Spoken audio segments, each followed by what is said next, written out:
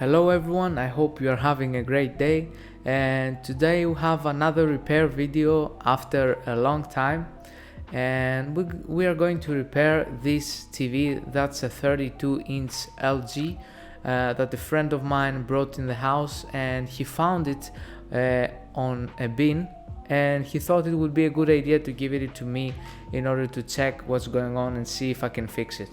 So this TV has some major problems. One problem is that when you plug it into the power, as I'm gonna do right now,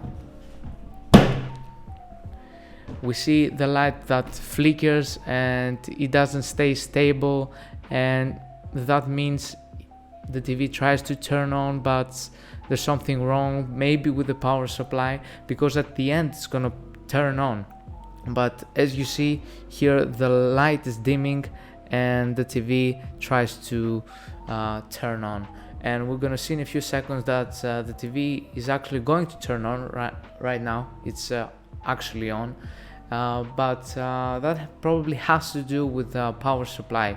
And another issue that we have is that the side buttons, as you see, some of those buttons are working, but there are other buttons that are not working at all. So the first thing we're going to do is that we're going to open the TV and see what's the first problem, the problem with the power supply, and then we're going to check out the buttons and see if that is going to fix the problem. So before we get into the repair, I want to let you guys know that if you want to watch more of those videos, it would be really supportive to give a like and subscribe to the channel for more videos like this. So let's get into the repair and try to open the TV. So I'm gonna quickly unscrew all the screws here around the case.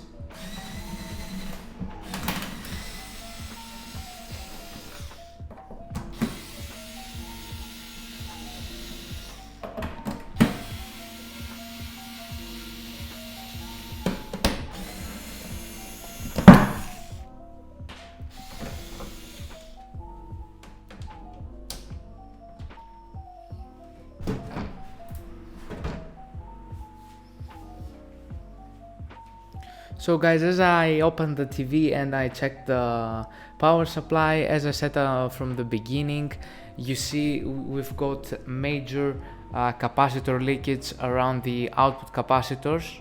So I think we found the problem, and that's the reason the TV struggles to turn on. So the first thing we're going to do is to unplug everything around the power supply and unscrew the power supply and try to see which are the values from these capacitors and try to replace them.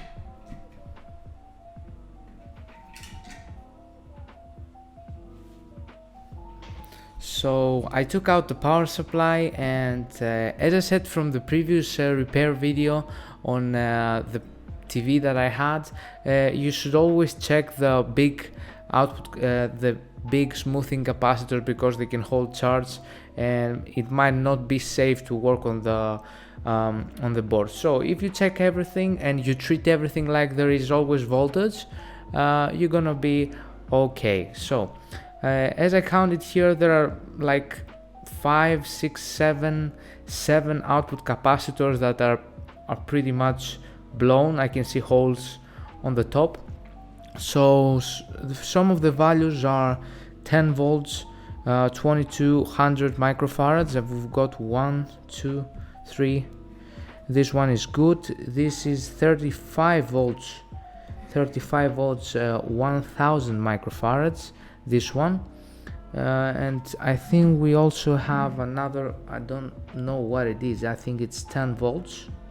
10 volts, these ones are good, but I'm going to change all of those capacitors because I don't want to have any problems in the future. So let's go ahead and take the replacement parts.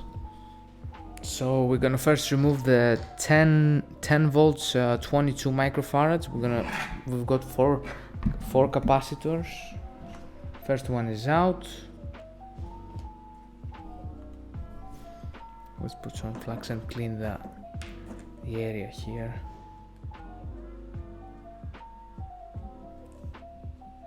First capacitor hole is open. Let's remove the second one. Second one is out.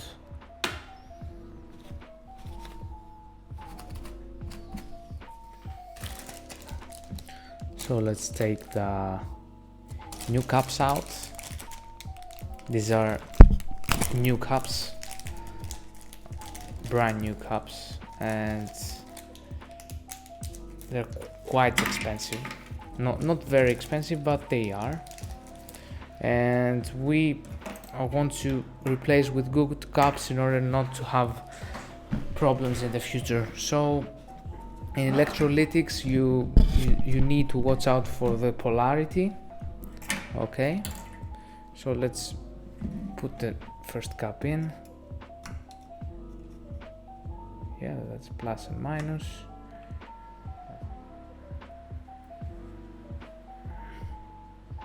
That is nice.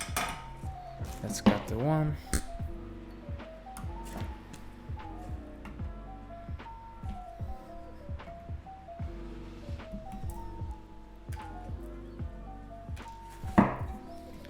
Let's put the new second one. This repair actually is pretty easy, but it takes a lot of time if you want to replace like 10 cups. So on this one is 35 volts, 1000 micro. So let's go 35, 1000 micro. This one. There we go. New cup in. Let's open the hole.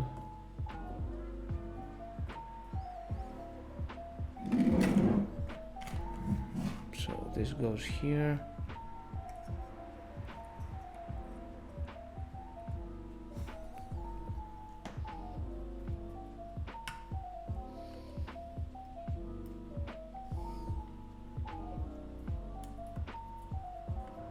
There we go.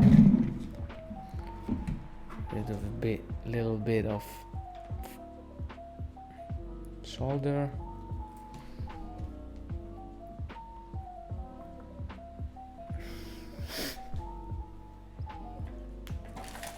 $35 for 70.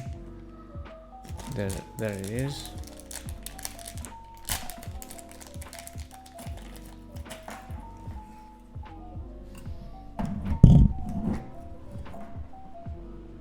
Plus and minus.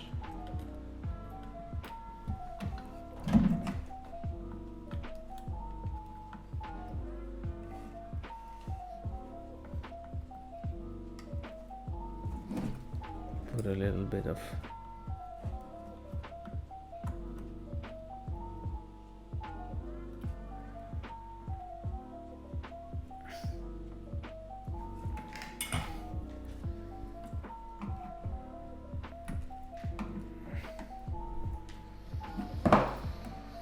and I think we have two more. Let's see.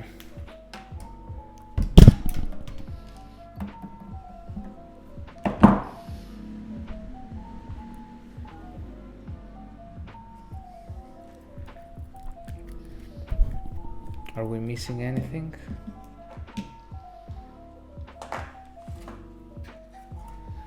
So we change this one, this one, this one, this one. 10. Okay. So we replaced all the caps, and I'm gonna put back together the TV and see if it turns on.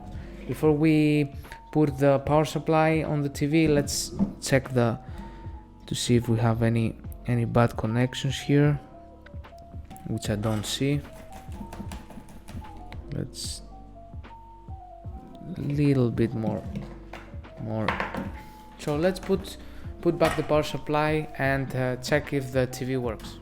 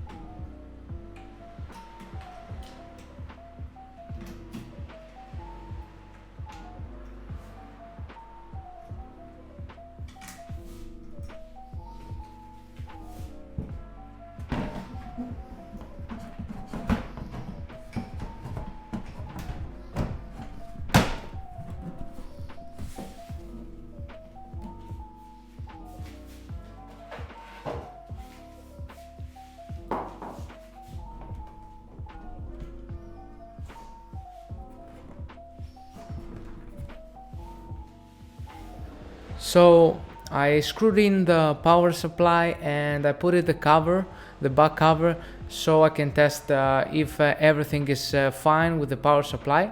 And we're gonna plug it into the plug and see if it actually works.